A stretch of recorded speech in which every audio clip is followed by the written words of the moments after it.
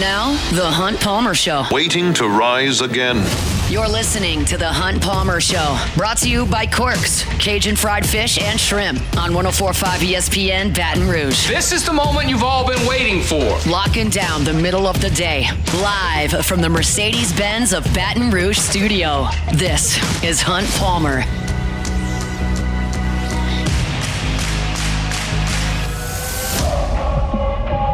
Welcome in. Hunt Palmer coming to you from the Mercedes-Benz of Baton Rouge studio downtown in the capital city on this Friday. It means we're brought to you by Corks, Cajun fried fish and shrimp. Working towards the weekend. Hope the work week is in the rearview mirror. If not, we'll get you to the finish line here on 104.5 ESPN Baton Rouge. Jacob Beck and Cassie Spazzali back there on the ones and twos, and lots of sports to talk about over the next 2 hours. LSU is, let's do some math, 3 hours and 30 minutes away from opening its SEC baseball journey with Missouri. We'll certainly break that down here very, very shortly. LSU football back out on the practice field this morning. I was there. I'll talk about that. We'll actually break it down with Preston Guy of TigerBait.com coming up in the next segment. There is basketball being played all over the place. Yesterday was just an incredible day of college basketball. I'm bummed out LSU's not a part of any of it, but it was an incredible day. Plus, we got to talk about the SEC baseball weekend afoot because it's going to be very, very interesting to watch. And the Saints have made a lot of moves over the last week. And candidly, I haven't been here for 3 of the days, and I haven't had to react to any of this. So we're going to do that really in totality later on in the show today. So lots and lots and lots to do. Appreciate you hanging out with us here on the Hunt Palmer Show. We'll start today the same way we start every day with our Genesis opening drive. It's time for Hunt's opening drive, presented by Genesis of Baton Rouge. Let's talk baseball. LSU-Missouri, 4:30, first pitch from the box. You cannot have a hand-delivered better opener for your SEC slate than what LSU has been given by the league office here. There are 15 teams in this league that are high-resource programs, high-achieving programs, talented clubs, high-dollar coaches, College World Series aspirations, and then there's Missouri. It is inarguable. There are 15 schools doing it one way and one school doing it this way. And that's what Missouri is. Now, LSU did not sweep Omaha 2 weeks ago. So you don't know what the outcome of a 3-game weekend is going to be.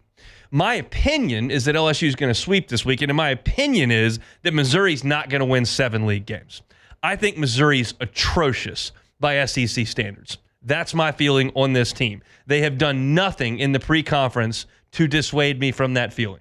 They have not won a single pre-conference weekend. Have not won more than they've lost on a single pre-conference weekend. They went down to Puerto Rico, got smoked by Penn State 10-0, lost a game to Stetson in that weekend. Then you think, okay, well, they can go to the Jackie Robinson, play some SWAC and MEAC schools, beat up on them, kind of get right, a little confidence. Wrong. You're talking about a team that in that weekend beats Florida A&M 6-5. Florida A&M, not very good. And then Florida A&M, by the way, was run-ruled by Southern the next day after Missouri beat them by 1. And then you played Alabama State and got crushed 10-2. I mean, just not really competitive with Alabama State. Yeah, you beat Southern that weekend, but okay, great. You couldn't win a 4-game set with Evansville. You couldn't win a 4-game set with Binghamton. This team is, by SEC standards, bad. And that's all there is to it. Now, LSU's got to go out there and play. But if they execute, meaning they throw strikes, they catch the baseball, and you stay within your plan offensively, LSU won't have any trouble this weekend.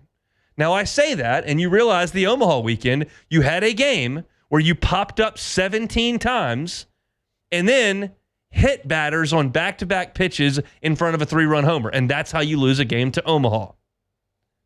It happens in baseball all the time. This Missouri program 2 years ago swept Tennessee on the opening weekend.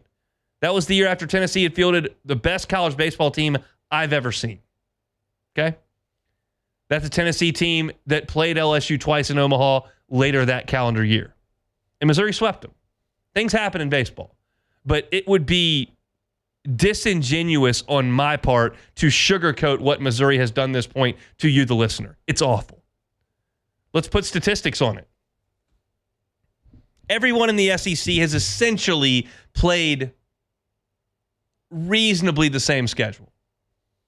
Most teams have challenged themselves with one weekend, whether it's in Puerto Rico or Arlington or Round Rock or Frisco or Tampa or Jacksonville. You've go out to Arizona, which is where Vanderbilt went. Like, everyone's done that once, and then you've kind of played some teams you ought to handle.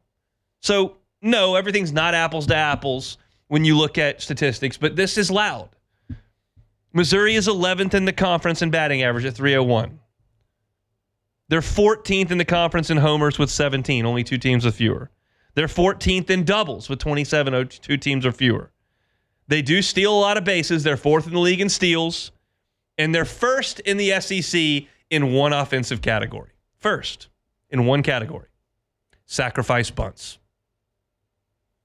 So, to me, as I look at that, like, catching defense is important this weekend. If a team's going to put down bunts and try to steal when they get on base, you need to play well behind the home plate. And that's why Luis Hernandez, I think, is going to catch all 3 games this weekend. That's a big key to this weekend. Missouri's probably not going to come in here and hit 6 home runs over 3 days. What they want to do is try to get on base early in innings, put bunts down, put some pressure on the defense, make you make plays. And LSU has struggled with that a little bit. The pitchers have made some throwing errors for sure. And at catcher, you've had some issues. Now, Luis Hernandez has been the best of your catchers. I think he's got to be the catcher this weekend. But that's Missouri offensively. So how's the run prevention when you combine the pitching and the defense? Well, they're the worst fielding team in the league, 16th. They're the worst team ERA in the league, 16th. You realize those are two independent things. You start kicking it around, it doesn't affect your ERA because they're not earned runs. They're worse at both of those. Worst defense, worst ERA. They allow the most doubles in the league. They allow the most hits in the league. And they're 14th in the league in striking out hitters. It's awful. This is a silver platter for LSU. Essentially, what the league office is saying to you is, hey, I know last year wasn't a lot of fun. We sent you to Starkville. Your first couple home weekends were really difficult. We had to send you to Knoxville. You went to Fayetteville. You played Florida. You played Vanderbilt. That was tough. We apologize for that. Here's Missouri at the box. Have at it. That's essentially what you're hearing here.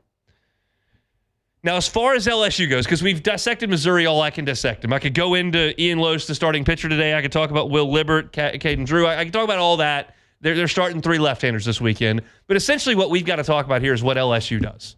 Because if LSU takes care of LSU's business over 3 games this weekend, I don't know if it'll be 2 on Sunday, late game on Saturday, whatever the weather presents, there'll be 3 games. If LSU takes care of LSU's business in 3 games this weekend, it'll be a 3-game sweep. It'll be fine.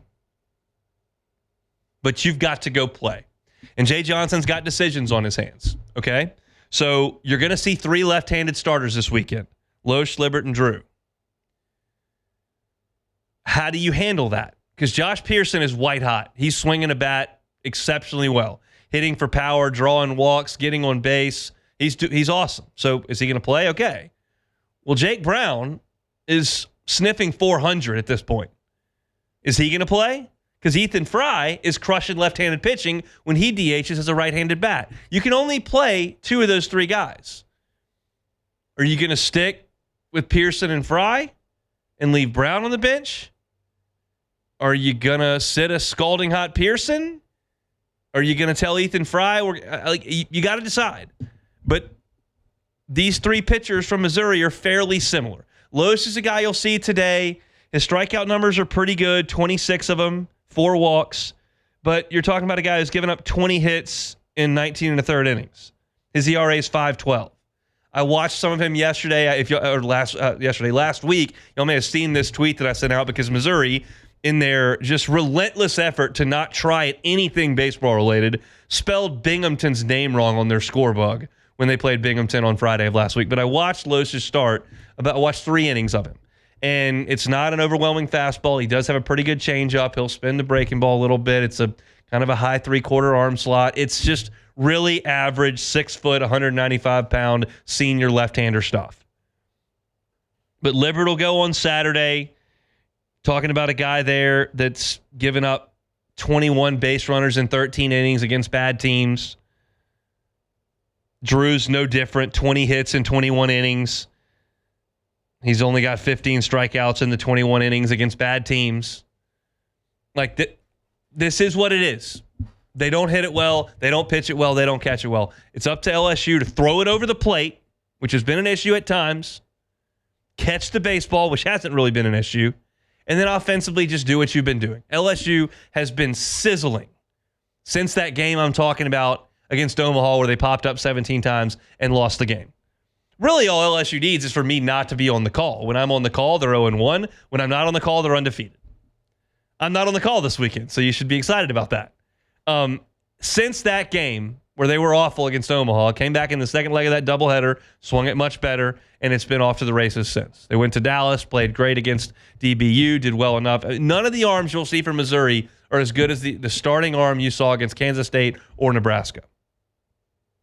So while a lot of teams in SEC play, Tennessee, Florida, Ole Miss, like there are a lot of teams in SEC play, and I'll go through the schedule coming up. Tennessee and Florida are playing each other. Ole Miss is playing Arkansas. South Carolina's playing Oklahoma. Like there are some interesting weekends. Alabama's going to College Station. A lot of those teams are going to go from really poor competition they've been playing against and really have to step up. And like in Florida and Tennessee's case, they both have to elevate. In LSU's case, you don't really have to elevate. Missouri will. You're seeing something similar to what you've seen previously. Missouri has shown itself not to be significantly better than Binghamton, not to be significantly better than Evansville, not to be significantly better than the SWAC teams and the MEAC teams they played in Florida, not to be better than the teams they played in the Puerto Rico Classic with Penn State, with Stetson. They're not significantly better than those teams. That's kind of what LSU's been playing. LSU will not have to step up in class this weekend. Everybody else kind of does. So here's the deal. You have to go take care of your business. I'm not clamoring that it's a disaster if you don't sweep. It's a real problem if you lose 2 games. You win 2, you feel like you maybe let one slip, but it's okay. You get 3, man, have you really done yourself a service as far as the math goes. LSU worked against the math for 6 weeks last year. Put the math in your favor to start SEC play against the worst team in the league. The one team in the league that refuses to try to win at baseball. I'm not saying it's easy, but you got to build a stadium. Got to spend some money on a coaching staff. And Missouri's just not going to do it. So here they are. Wipe them off the field this weekend.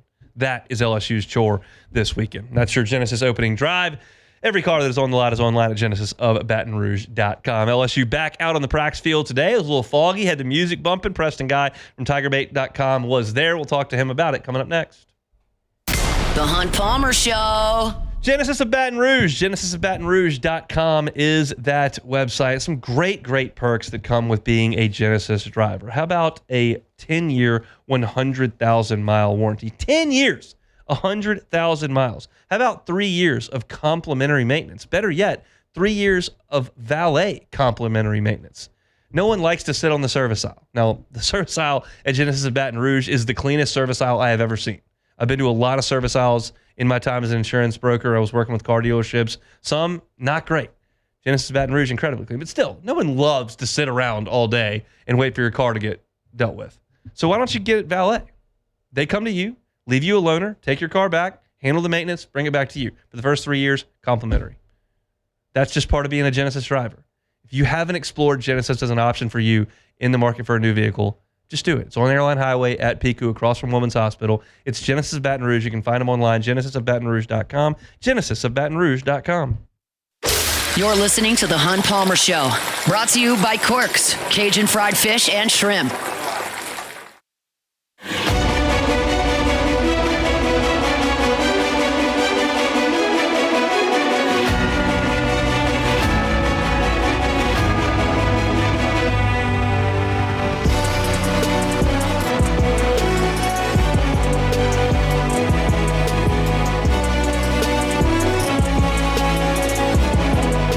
Shows brought to you by Corks, Cajun fried fish and shrimp. It's a Lenten Friday. Looking for a late lunch? Swing on by Corks, Government between Foster and Jefferson. Get you that shrimp po' boy, shrimp platter, catfish platter, all there for you from our friends over at Corks. Check out the menu, corksfishandshrimp.com. Preston Guy, tigerbait.com, with us every Friday. Saw him out at practice this morning. A little bit different temperature than it is in August out there. Quite pleasant at 8 o'clock in the morning out on the Ponderosa. No, Preston? Oh, it was nice. I was a little afraid when we rolled up it was going to be foggy and we couldn't see anything. But really, as soon as the Tigers came storming out, the fog kind of rolled back, and it was nice. Just real nice of you. I know as early as you're waking up, real nice of you to stay up late with us like that. It's more of a stay up for me. I'm on the midnight rotation right now. My wife's got 3 a.m., so I'm on the midnight, so I stay up, and then I get to sleep a little bit. But yeah, easy to get out there. How do you feel about our vantage point from the balcony up there for practice? I don't like it. Maybe you can complain to your higher ups. Now, I understand they built that. Probably strategically speaking, they don't want us to get things that I want to get. But, on especially days like today where they're not scrimmaging, right, and there's no defense, they're throwing against air and doing individual drills and stuff. I love being on the ground where I can see details. Like, how is this coach coaching? What are the details he's telling? You can kind of see a little finer details, like how quickly did this guy hit the dummy, or how physically, intimidating does this player look? All those little microcosms of details that you get from days like that. We're not really able to get too much of that. But, it's still, I appreciate them giving us access because, 2 coaches ago, you'd be lucky to get one during his era, Yeah, no question about that. So as far as what you're looking for, I mean, I could ask direct questions, but I'll let you kind of lead the conversation here. What caught your eye or has caught your eye this week? Well, what's caught my eye is who they're choosing for the unit.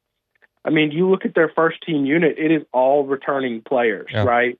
And for many of that's to the dismay of the fans. I think a lot of fans are upset to see things like DJ Chester as your starting center still. I think a lot of people wanted to see Braylon Moore there and see him scoot out, but you're seeing that across the board. Berrien Brown hasn't been getting a ton of first-team reps, although we did see a video today of Nussmeier throwing to Berrien Brown for a touchdown LSU put out. But it's been the returning guys. I think they're going to ease in these transfers and newcomers slowly, and they're going to say, look, the guys who have been here have earned it, and you haven't. You got to come out and earn it. So I think that if you've been in football locker rooms and you know how big a deal respect and earning respect is, I think that there's a lot of football guys who can respect that mentality, even if it's pretty obvious, like, okay, the transfer guy is going to end up being the starter. He's clearly the better player. I think that there's a lot of football guys who respect the whole, well, this guy's earned it and he hasn't mentality that they're clearly applying early on. How do you think they're going to handle the reps at offensive line? Do you expect DJ Chester to move out to guard over the next couple of weeks? I mean, what do you see as the plan this spring? I would be I would guess that come Monday or whatever their next first practice is next week is, I would expect that that's where they'll kind of look over a little bit of film and they'll start making some rearrangements of the depth chart. I would be a little surprised if they pulled the trigger on that tomorrow when we went out for practice, but yeah, I think a lot of moves like that, they're going to start rotating guys into the first team and start building that chemistry. It's probably starting next week. You're looking at Trey Green running with the ones when they kind of do that dry offense, and Bauer Sharp slides in there as well. How do you feel about that rotation at tight end and what they're going to ask those 2 guys to do? Yeah, I think that's a really good rotation, especially they're using Trey Green a lot to split outside, which is going to create matchup issues. I mean, you got to think about who do you cover a wide out Trey Green with? Are you putting a linebacker on him with all that open space and, expecting him to be able to hold up with him? Do you put a nickelback corner who's 5'10" on him? You're probably going to have to go with, something similar to, a safety of some sort, just to be able to cover that. And that means you're committing a safety to what is essentially a traditional slot receiver. So love that. And I love Bauer Sharp because, he brings a more traditional tight end blocking type ability. But I think they're both absolutely good enough to command reps in this offense. I don't think it's going to be like what Mason Taylor was doing last year where, 80% of the reps and 90% of the production was going to him, right? I think they're going to rotate it out, keep them fresh, and use their skill sets to their advantage. I love that.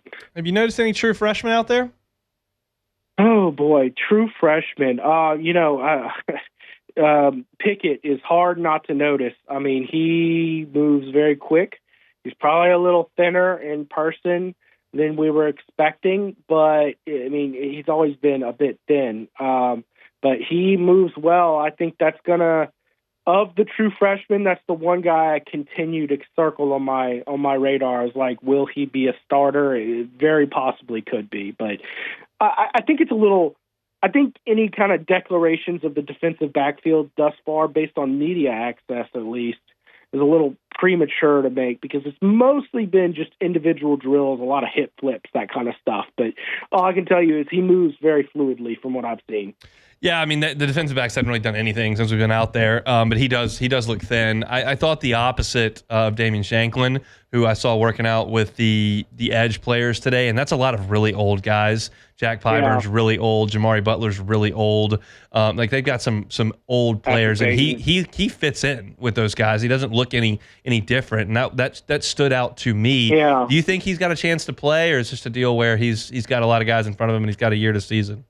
Hunt, I'm wondering if your edge rushers are going to be your most impressive unit come this fall. I mean, they look good out there. You didn't even mention Patrick Payton, who I saw him today, and I was like, he's a little slender. What's his weight listed at? Oh, 255, and then you see, oh, wait, he's 6'5". Okay, all right. So he is a lean, built guy, not much fat on him at all. So, I mean, you talk about Pyburn, you talk about Patrick Payton, Butler, all these guys. And I didn't even mention Relaford, who's looked really good out there. I mean, he really quick and fast and seems to know what he's doing. And then you start talking about that, and it's like, well, how do you see other guys really getting a chance? How many edge rushers can they possibly use? Because I think you've got 6 guys who could play and give you good reps. That doesn't even touch on guys like Dylan Carpenter, who this is kind of the year to find out, is he, looks like Tarzan plays like Jane, or is he going to be a player for you? He's giving you some good reps in garbage time, but a lot of eyes. It's just a lot of good bodies at that edge position. You got to give Peoples his credit for what he's built there. Any thoughts on Michael Van Buren throwing it around out there? Yeah, not too many. I'll say this. He's definitely small. But he's polished, especially when you look at Juwan Johnson, then rotate in.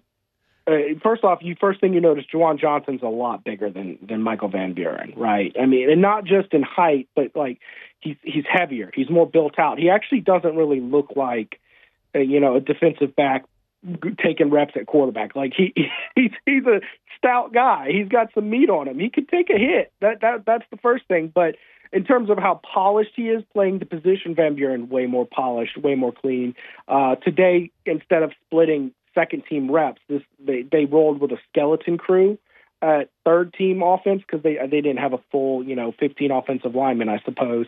But they rolled with that and gave Juwan Johnson and gave Michael Van Buren all the second-team reps to himself. So I think that's a good second-team quarterback, possibly heir apparent to Nussmeier next year. We'll see, although we are in an era where, you can look up and get a lot of money and basically pull in as good a quarterback as you can find in the portal every year. So it's never a true heir apparent situation, but, it definitely sharp out there.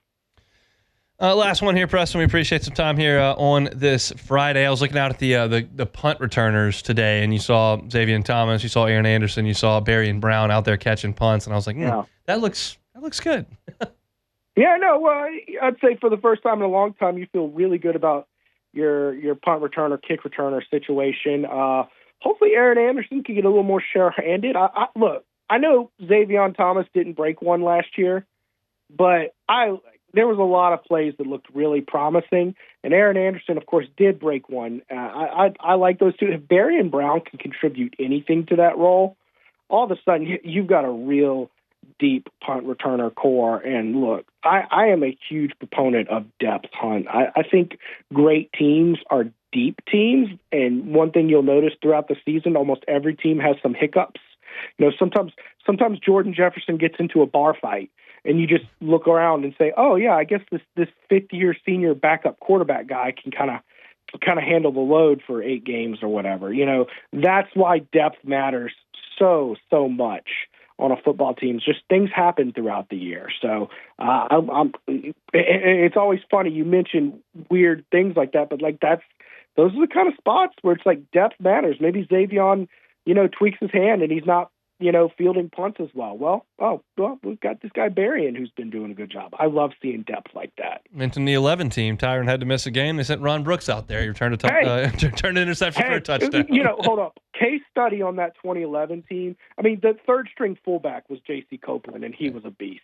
I love situations like that where you're just an abundance of crazy talent in weird spots, but it pays off. Spring practice reports, certainly video recaps as well, all at tigerbait.com. Preston's good enough to give us a little bit of time on his Fridays. Have a good weekend, man. All right, Hunt. Congrats on the kid. Thank you so much. He is a Preston guy. LSU beat right over at tigerbait.com. Good to see him out there on the Ponderosa today. I guess we get access tomorrow. We'll see how that goes. We got a lot to get to here on this Friday edition of the Hunt Palmer Show. When we come back, let's transition away from LSU football. Let's talk about the New Orleans Saints and what they have done. I've got some thoughts on a lot of the free agent activity that we've seen over the last 7 days. We'll get to that coming up next. The Hunt Palmer Show. Highland Insurance Group, HighlandIG.com is the website. Jonathan Carbo and his team, just phenomenal to work with. They pride themselves on expertise within insurance policies. In the insurance world, you got these long policies with a lot of different amendments and a lot of different exclusions, and it can be complicated. And if you don't do it for a living, you can miss some things. And the worst thing you can do is pay a significant amount for your insurance, miss an exclusion, then have an incident happen and not have coverage. So then you have to pay for the policy with the premium and you're not covered for the loss. Don't let that happen. If you're a little bit uncomfortable with what may or may not be in your insurance policy, just have the guys at the Highland Insurance Group take a look at it. Just call Jonathan Carver and his team, say, hey, I've got this insurance. I think it's a reasonable deal, but I'm not really sure what it says. Can y'all help? They can help. They'll audit it. They'll give you the information, what's good, what's not good, and if you need to make some changes, let them be the ones to make those changes. The Highland Insurance Group. Find them online at HighlandIG.com. Highland Insurance Group, HighlandIG.com. This is the Hunt Palmer Show, brought to you by Corks, Cajun fried fish and shrimp.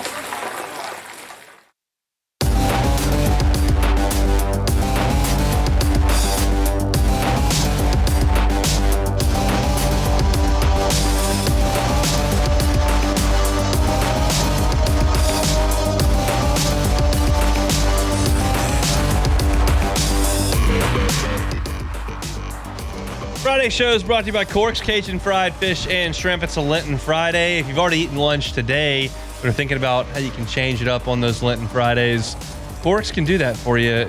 Just check this out.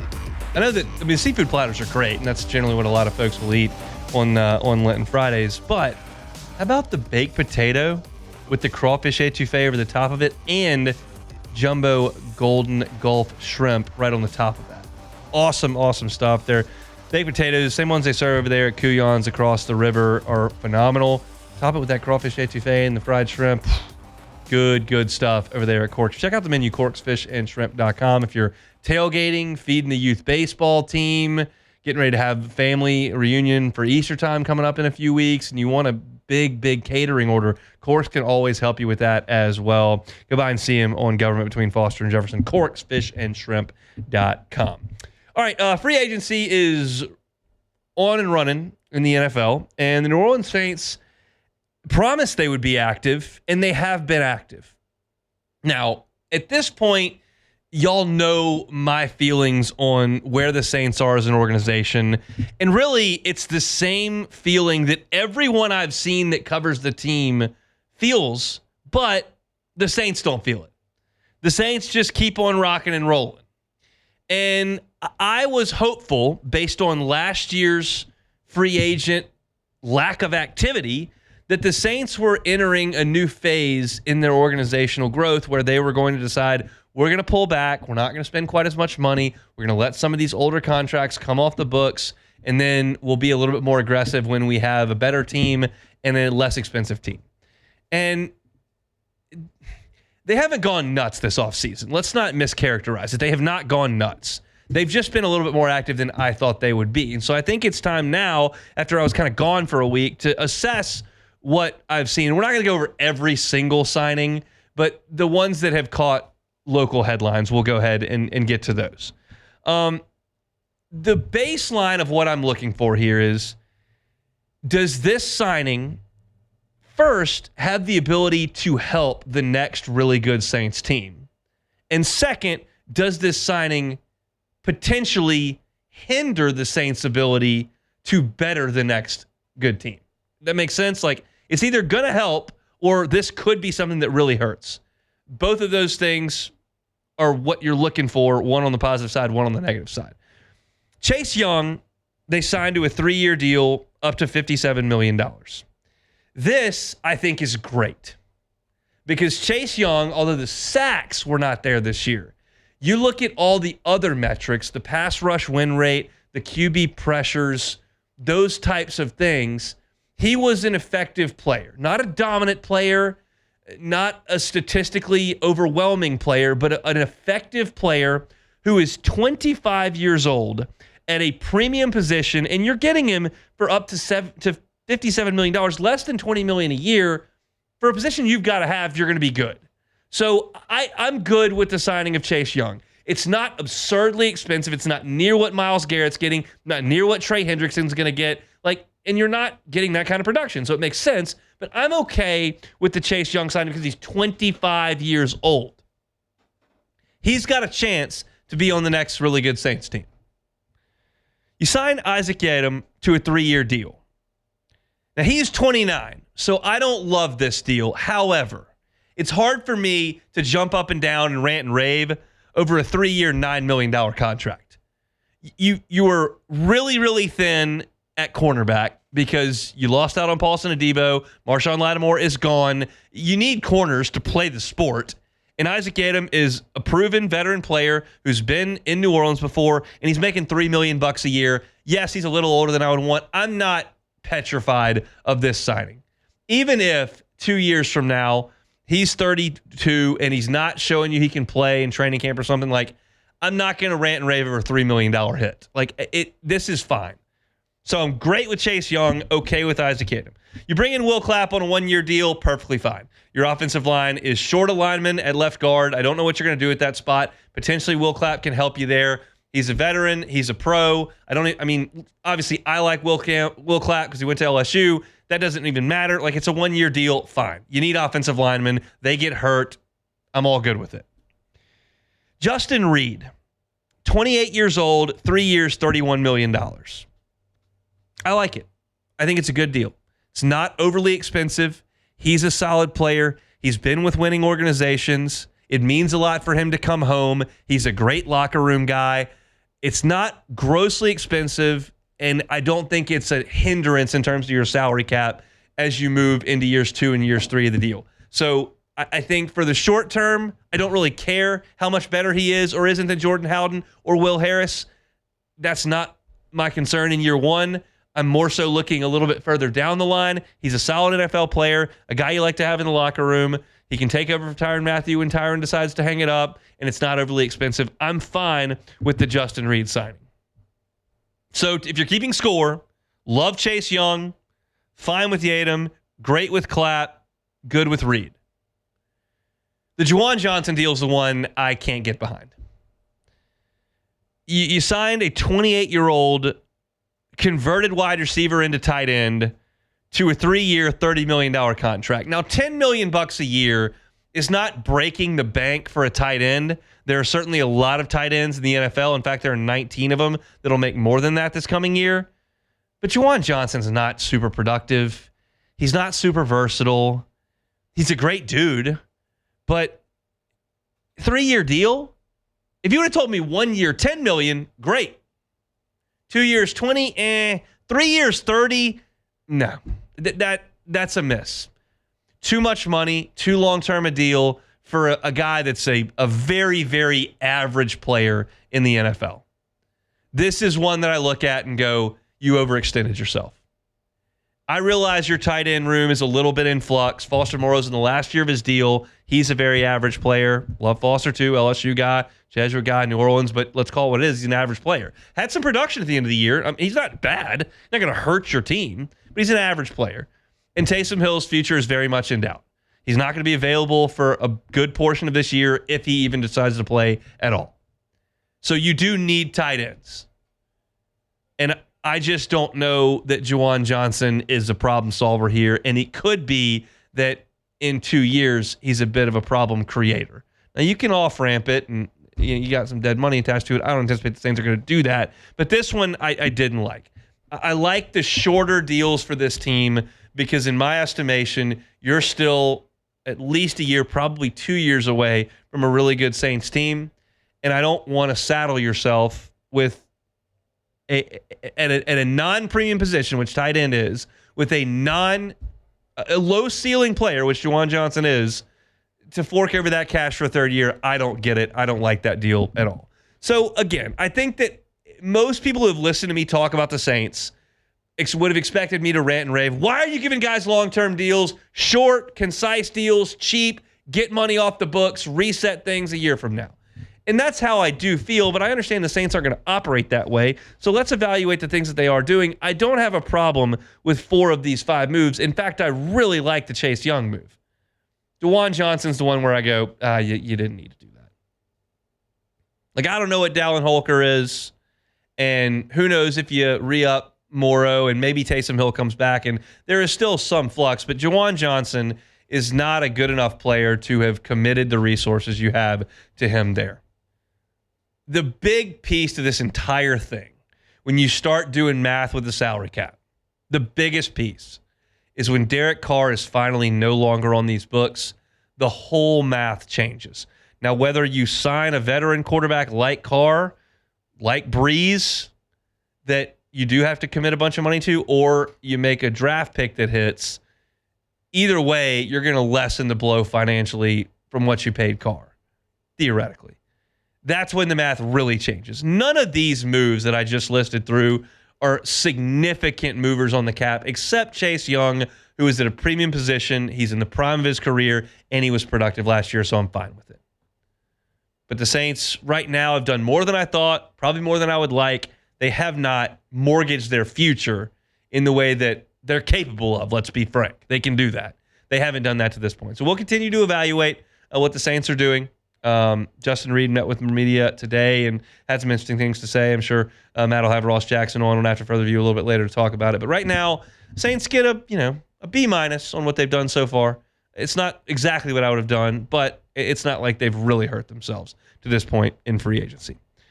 All right, when we come back, I know that February is not the time to get deep into the weeds with SEC baseball. That's just, it's still basketball season. There's football to talk about, the Super Bowl and whatnot.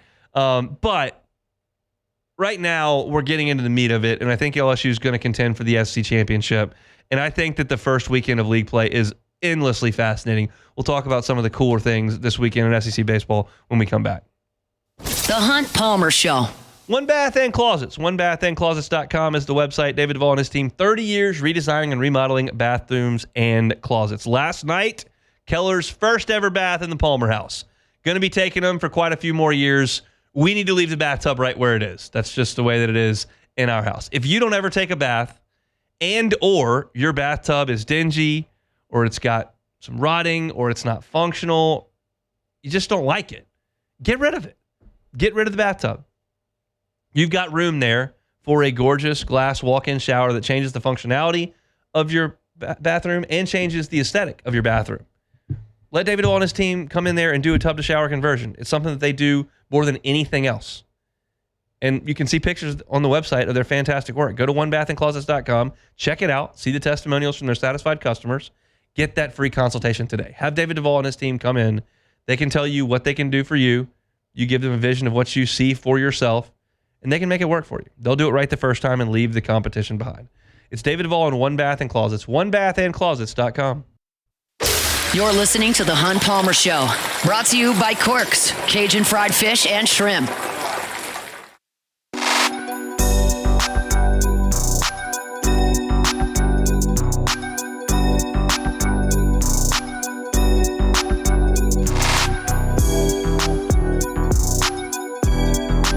Wrapping up hour number one, SEC baseball opens this weekend. Y'all are well aware LSU and Missouri will start at 4:30 over at the box. But this is something I talked about briefly with Joe Healy yesterday, but I really mean it.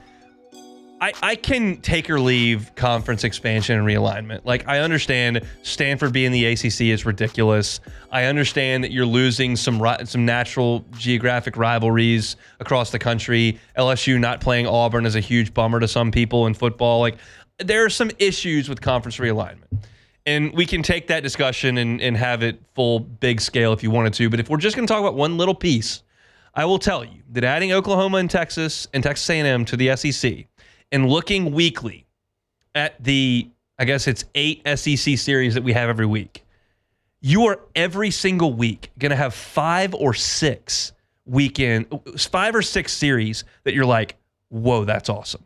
And I realize there's some college baseball nerd in me that's coming out, and there's a sizable portion of you that do not give a rip about Texas going to Starkville this weekend. But like, for the college baseball nerd in me, I'm going, that's incredible.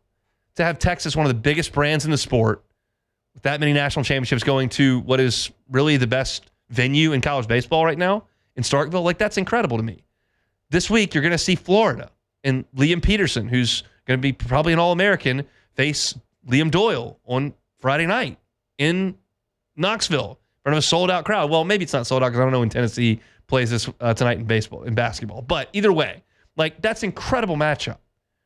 You're going to see South Carolina and Oklahoma test themselves with teams that we don't really know how good they are at this point. Alabama's had a great start to the season. They've got maybe the best player in the country in Justin LeBron. They're going to College Station to take on Texas A&M, who's trying to figure things out. Like, these weekends are really, really fascinating to me. And I mentioned those. Tennessee hosting Florida, Alabama going to College Station, Texas in Starkville. And I haven't even mentioned one of the low-key, like, better rivalries in the SEC over the last 10 years has been Ole Miss and Arkansas. They played in the Super a handful of years ago, and there's some animosity there between those two teams, and I'm excited to watch them. And I think, to kind of highlight one thing, because this will be a storyline that I'll be paying attention to for 30 games here. Mike Bianco better win 13 league games this year. I think we can all agree that he really needs to win 13 league games. They win 17 and host, great, but like, he needs to get into the NCAA tournament. Because if you do not get in for a third year in a row, that'll be the end of that. Sorry, second year in a row. They won the national championship 2 years ago. But if they fell on their face last year, they were bad the year before the national championship. They eked in the year of the national championship. So you've got basically right now a sample size that says you got hot for a month. And they're going to put a statue up, which they already have, Tim Elko, and you got the banner and you got life memories and you got all that, and it's great. But if we're trying to keep the job, you need to get off to a good start and have a good year. And they host Arkansas in Oxford this weekend. And then they go to Missouri next week. When you start to look at the math on this schedule for Ole Miss, they need to win 4 games the next 2 weekends. Lose 2 out of 3 to Arkansas, sweep Missouri, fine. Beat Arkansas 2 out of 3 in Oxford, beat Missouri 2 out of 3 on the road, fine. But you need to get to 4, because after these 2 weekends for Ole Miss, here's what you got. Florida is coming to Oxford. That's going to be tough. You got to go to Kentucky. It could be cold. That's a tough place to win games. Then Tennessee comes to Oxford. That could be an issue. And still to come, you got Vanderbilt, who you got to deal with. You got to go to Oklahoma. You got to go to Starkville. Like, they need to get off to a good start. Yes, it is to their benefit. They don't play LSU this year. They don't play Texas A&M this year. Like, there are some, they don't play Georgia. There are some positives there. They need to get off to a good start. That's fascinating. I mentioned tonight probably the best pitching matchup that we'll see in the SEC. Kyson Witherspoon is really good at Oklahoma. Cade Anderson can put himself in that discussion at LSU. Ryan Prager is very good over at Texas A&M. But Liam Peterson and Liam Doyle tonight in Knoxville is going to be freaking awesome. I cannot wait to see those two guys go at it. LSU's playing a little bit early, so that's good for my viewing pleasure. I'll watch LSU at 4:30, write my story for LouisianaSports.net, and then I'll see what goes on in Knoxville this weekend. But I'm curious to see. I think Tennessee's the best team in the league, and I've got Florida in my power rankings at number 2. I think the Gators are very good. They've got some power, and Tennessee's going to throw power arms at them. And in that ballpark, that can be pretty combustible. So we'll see how that goes. I'm interested to see what that's all about. And I mentioned this, but I'll kind of circle back to it to close things up here. Texas A&M is kind of being left for dead by a lot of people. Their own fan base very much in that number. I'm not there yet. Alabama is not great on the mound. They've got a good offense. They've got probably the best player in the conference. A&M piddles around and loses this series, gets swept in this series. I'll start to inch my hand closer to that panic button. Right now, my hand's behind my back. I don't think it's a big issue. Yep, they got off to a crummy start in non-conference. But they still got a bunch of dudes on that team that have a track record that suggests they're going to hit, and they haven't yet. Chase Laviolette, very much in that number. Hayden Schott, very much in that number. Gavin Cash, very much in that number. Like, those guys have had big-time college seasons. They're hitting in the 240s, 250s right now. I think they're going to wake up. Is this the weekend where they wake up? Because guess what? Texas A&M shows up and sweeps Alabama this weekend. Everybody in College Station will be singing a different tune. I think that's very interesting. And I'm curious to see how Alabama's pitching responds to its first SEC test. I'm not over the moon with Riley Quick as a starter or Zane Adams as a starter, but we'll see. I'm a nerd about this stuff. I get it. And I'm probably more in the weeds than you are. But it's something you'll probably get from this show that you may not get elsewhere on a weekly basis. I'll be monitoring all weekend long, and we'll react to it coming up on Monday. That's it for hour number 1 here on this Friday edition of the Hunt Palmer Show. We're back after SportsCenter. Lots to do in hour number 2. Come back with us. Have a good Friday. It's Hunt Palmer Show. The Hunt Palmer Show. Audio Video Security Solutions, avssla.com is that website. It's patio season. It's grilling season. It's about to be pool season. If you like to spend some time in the outdoor area at your home, but don't necessarily have the music hookup, have the television hookup, whether it's just on the back porch like us, whether you've got a swimming pool, whether you've got a pool house or anything back there where you hang out, let Mitchell Fisher and their team come out and hang that television and get it set up. Let them wire it for music so that you can control the sound, whether it's the station or the volume, right there in your outdoor area from the touch of a button on your app. That's what Audio Video Security Solutions can do for you. This is Mitchell Fisher's cell phone number. I can't make it any easier for you. He's the owner of the company. 225-439-7920. It's 225-439-7920. Give him a call. Tell him the Hunt Palmer Show sent you, and start that process on your outdoor area today. It's Audio Video Security Solutions, online at avssla.com.